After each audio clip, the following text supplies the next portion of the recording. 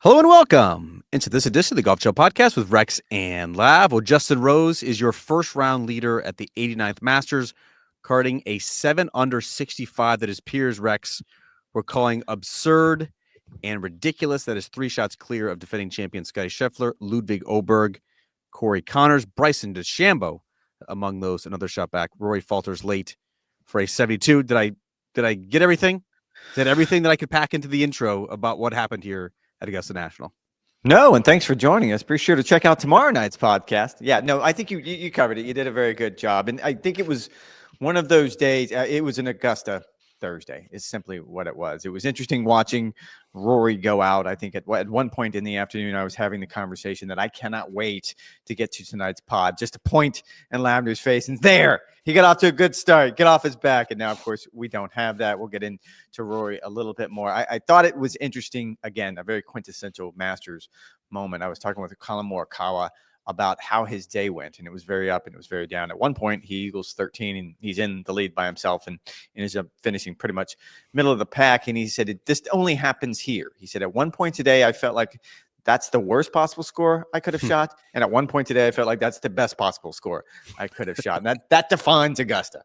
I mean, if you take Justin Rose's round out of it, and he went absolutely ballistic on the greens, one of the best putting performances of his entire career. I mean, this was a grind for virtually everyone. Victor Hovland, who has played a handful of these now, said that was the firmest he's ever seen the opening round at the Masters. And of course, the winds are exposed to pick up on Friday, and then we're going to have cooler, drier conditions on the weekend. And so this place could, of course, become a torture chamber.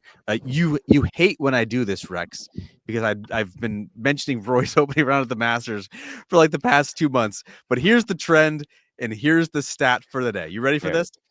Sure. Since 2006, no player has been worse than T11 after the opening round and gone on to win.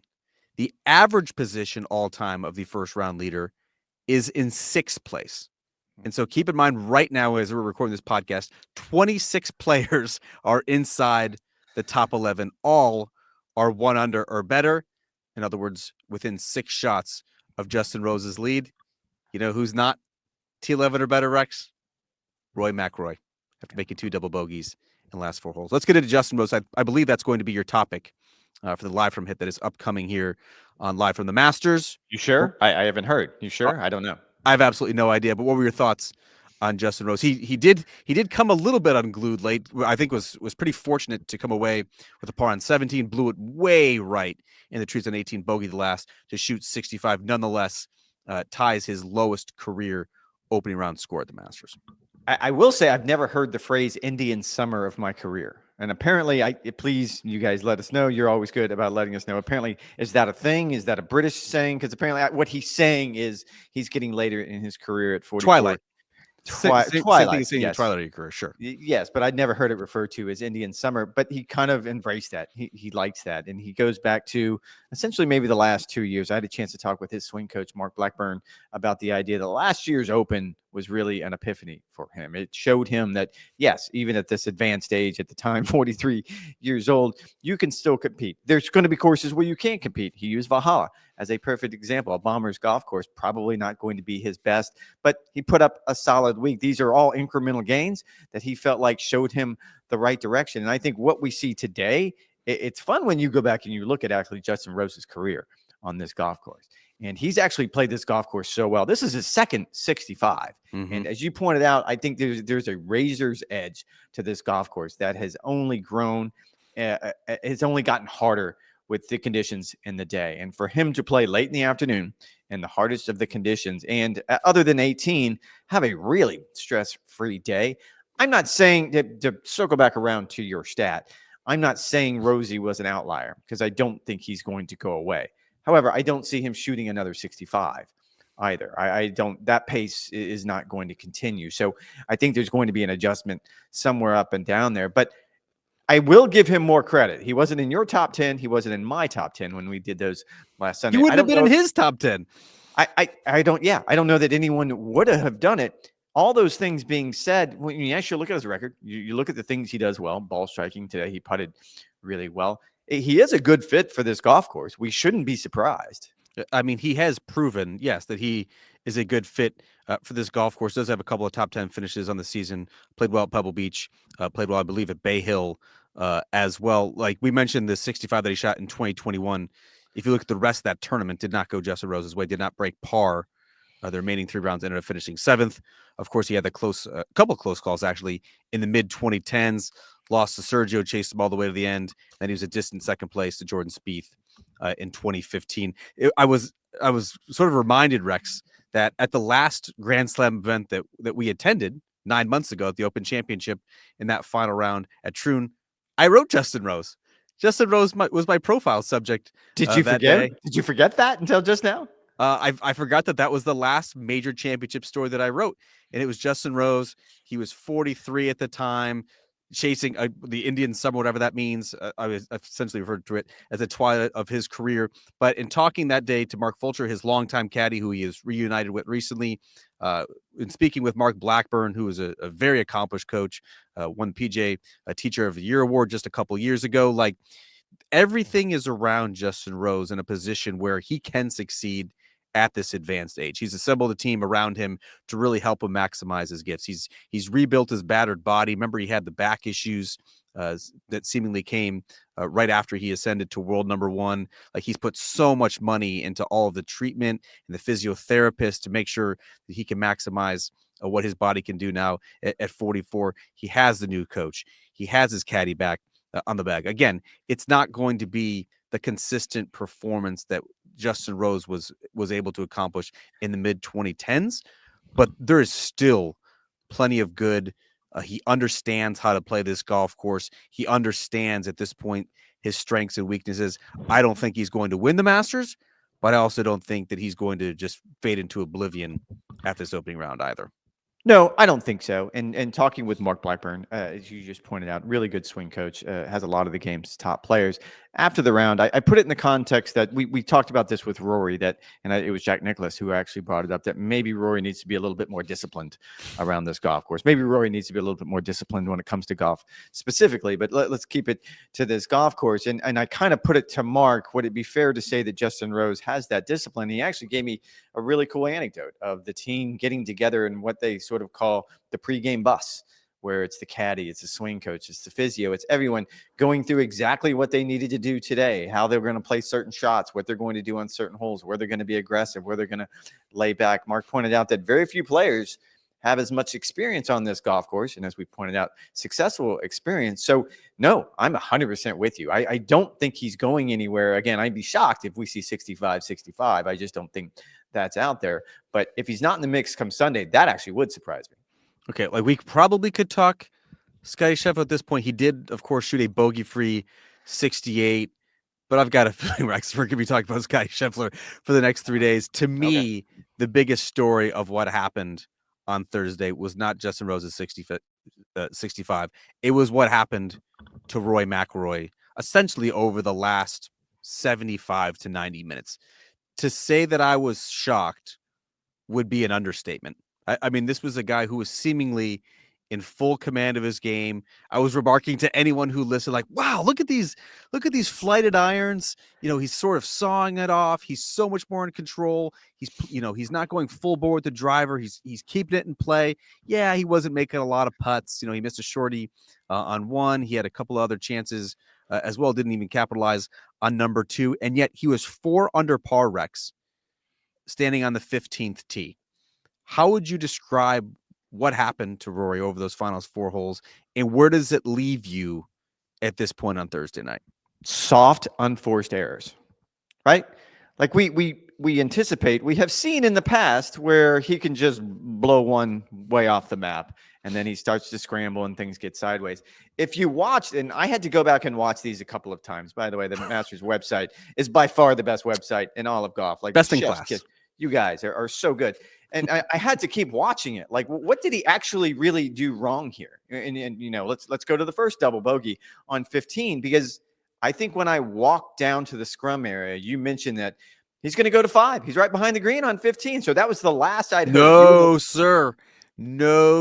I did not mention that, because about 30 minutes earlier, Patrick Cantlay from a similar position chipped 2 balls in the water. Yeah.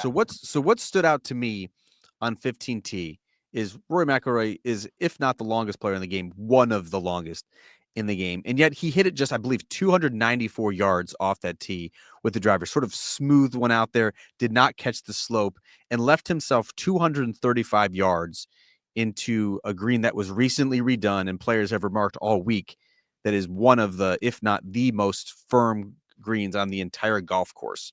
And I think we didn't have a chance to ask Rory afterward because he did not speak to the media. That's a little bit of foreshadowing of what we can anticipate. But he really liked the 4-iron that he hit.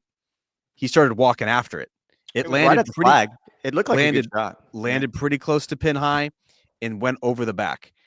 What I would love to know is, did he hit that pitch shot cleanly? It certainly looked like a clean strike with this pitch shot from over the back on 15, but that didn't have any check virtually at all.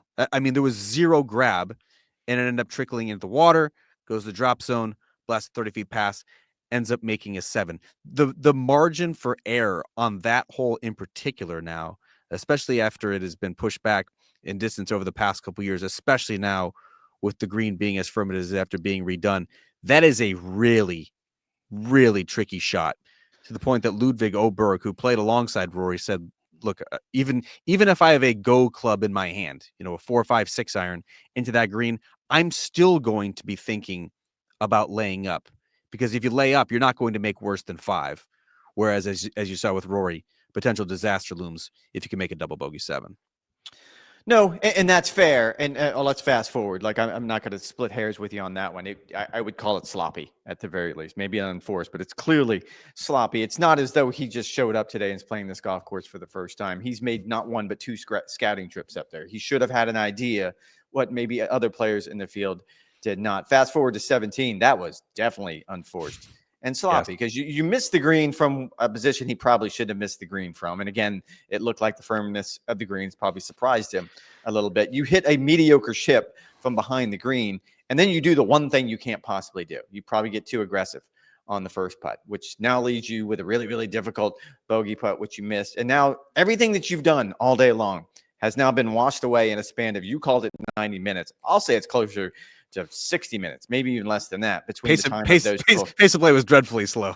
It was, but it was, everything came unraveled. And this is what Jack was talking about this morning when he was asked about Rory.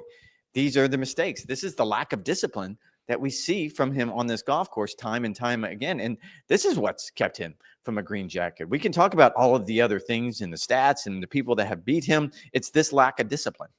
I mean, it was shocking because for reference, Bryson was 50 yards further on 15 than Rory was. Clearly, he carried it a little bit further and rocketed down the slope, and then he was able to hold the green, ended up 2-putting for birdie there. So, like, the margin for error from what, again, he thought was a really good 4-iron, I have to give him a pass. Where he made the mistake was not sort of babying the pitch shot up there, leaving himself, 10, 15 feet down the hill and try and make your 4 that way. May have gotten a little bit too cute. It clearly flew it too far into the green and didn't have any check on that. On 17, I've been remarking all day how he was playing these sort of sawed-off approach shots. He actually went full bore at it from the first cut, about 175 yards on 17. He wasn't even remotely close to hitting his number. I mean, he flew that past the flag that was located on the back portion of the green. I don't know if he caught a flyer or he just wildly misjudged the wind. I would think it's probably the latter. But, I mean, that was landing pin high and rocketed it 20 yards too far, left himself in a really difficult position. Again, stormed off the golf course. Looked like he was going to hurt someone or something. Didn't even think about stopping and headed right to the parking lot. How about the defending champion, Scottie Scheffler? Again, bogey-free 68. Only hit 11 greens in regulation. Is this tournament already over, Rex, at 7:45 p.m. Eastern time on Thursday? I mean, it's not over, but the story that I wrote on golfchannel.com was this is more like it. This is what we've come to expect. For all the hand-wringing, for all the second-guessing that we've been going through this year, bogey-free on a day like today, given the situation. It's not even like he kind of had 2 close scrapes with bogey, but he was 7 for 7 from the bunkers. I mean, he was almost automatic. His approach play, which has been his hallmark, was a little bit off statistically, but he did everything you need to do today. And you and I both were in the scrum when he spoke with the media, and he sort of elaborated on what he touched on earlier in the week, that this time around in this event, he's finally prepared. I was speaking with someone from his team last night at the awards dinner about the idea that he essentially was 4 weeks behind, a month behind where he wanted to be because of that offseason wrist injury. If you check the boxes, that adds up, because had he not had that injury, then you probably could have seen him coming into form sometime coming into the Florida swing. Certainly the Players Championship would have been that. And everything you saw from him today is that looked like the guy from 2025, the guy I stood on stage last night and read all the accolades, because it's not the guy that we're seeing this year that seems just a little bit off. Good, not great. This was the guy from last year. I mean, he's just such a well-rounded player that even though he hit 11 greens, like he's the best iron player on the planet. And he's also the best scrambler. And he's able to, salvage if on the rare chance he does get out of position. He was only out of position, I believe, twice the entire round. I think it was 7. He found the front bunker, was able to get that one up and down, and then 17 as well, where he just missed the fairway, had to hoist his approach shot over the tree, caught the front bunker, and then hit a brilliant sand shot to about 2 feet. So I mean, if he is going to do that, yes, this golf tournament is likely over. From a strokes gain perspective, he did everything well. I mean, well-rounded throughout the bag. Very, very few mistakes. Scottie Scheffler will be going off on Friday afternoon in what is expected to be the most difficult conditions, wind gusts 20-25 miles an hour. But I don't think it's anything to worry about. How about the other players, Rex? Bryson DeChambeau shooting 69. Colin Morikawa, my pick to win the tournament, bogeying 3 of his last 4 holes to shoot even par. Xander came in at 1. Brooks came in at 74. John Rahm came in at 75. What else stood out to you?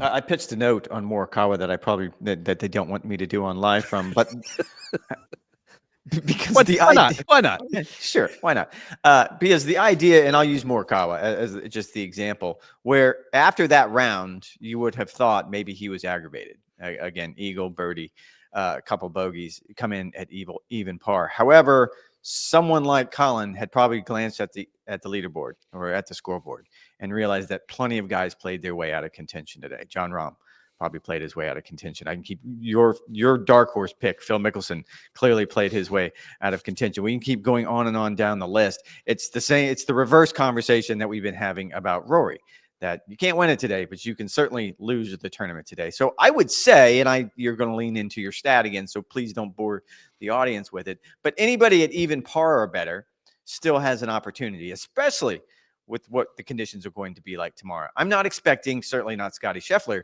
to go in reverse. I'm not expecting Justin Rose to completely go in reverse, but I think there's still something to be done out there. And as you pointed out, the winds aren't going to get easier in the afternoon. So anyone going off early that maybe didn't have their absolute best off, Rory being the example, on day one, can make a move. We're going to put a pin right now, Rex, in John Rahm, who shot 75. The continuation, perhaps, of what was another. Save that for tomorrow. Yes. We're saving that one for tomorrow. All right. Yeah, we're going to put a pin in that and see if Rombo can turn it around, because to me that was one of the biggest surprises. He was certainly among my top 5 favorites. Really played terribly on Thursday. Could not make anything on the greens. All right, it is time now for Moving Forever Forward, presented by Workday. What are you most looking forward to, Rex, checking out on Friday? Twofold. We touched on the idea that Scottie Scheffler is Scottie Scheffler again. He put the cape back on, and he's going to face a little bit more difficult conditions. But I love the idea that he leaned into, that this week he's finally prepared, that everything has fallen into place. Houston was a good warm-up for him. He has been able to get the reps in and make sure his swing is where he wants it. And we know how comfortable he is on this golf course. And I don't care how difficult the conditions are going to be. He's going to be the guy to watch. He's going to set the pace.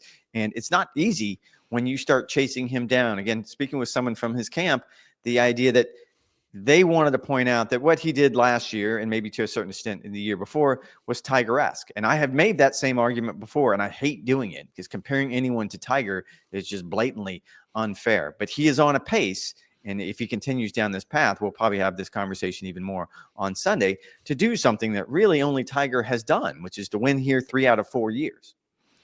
You say you don't care about what the conditions are going to be on Friday. The only thing I care about is what the conditions are going to be on Friday. Let me read the weather report from our friend Stuart Williams. Reading. Winds 12 to 16 miles an hour with gusts of 22 to 27 miles an hour. It could be absolute carnage on a golf course, Rex, that already is among the firmest they have ever seen for the opening round of the Masters. You remember the high winds that Augusta has experienced these last couple of years. Remember, it was 40 miles an hour gusts each of the last 2 years. We're not going to get to that level, but the golf course, even after an inch of rain on Monday, could be a potential torture chamber for these guys. And so I'm curious to see if the conditions either deteriorate or intensify as the round progresses. Rory's going to be going off early, trying to avenge what was a very disappointing end to his opening round. Scottie Scheffler playing late on Friday when the golf course is going to be trampled on after 95 players have already gone through. You know you don't like these stats, but here's a good one. 18 of the last 19 major Masters winners were within 4 shots of the lead after the opening round. And so essentially, Rex, this tournament is going to be won by Justin Rose, Ludwig Oberg, Corey Connors, Scottie Scheffler, Bryce DeChambeau, or Terrell Hatton. That's it. At this stage of the seedings, it is just those players, historically speaking. That's a pretty good list. That's a pretty good leaderboard. You and I are both pretty excited about what will come the rest of this 89th Masters. All right, we have plenty of writing to do. You have plenty of reporting to do on Live from the Masters. You guys know the drill. NBCSports.com/golf for all latest news, notes, and updates. You can find Rex and I on Live from the Masters at about 10:45 a.m. Eastern time on Friday together for our hit. Thanks for listening. Thanks for the support. We'll talk to you guys on Friday night.